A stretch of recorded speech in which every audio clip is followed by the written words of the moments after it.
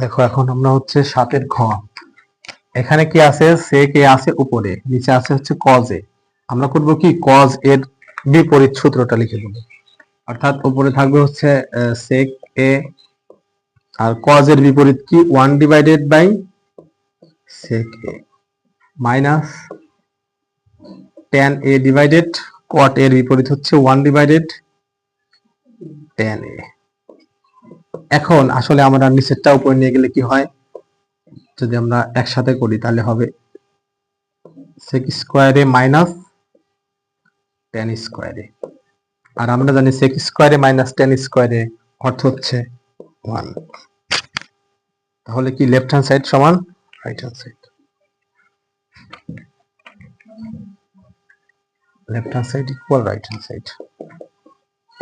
Right hand side, left hand side সমান right hand side.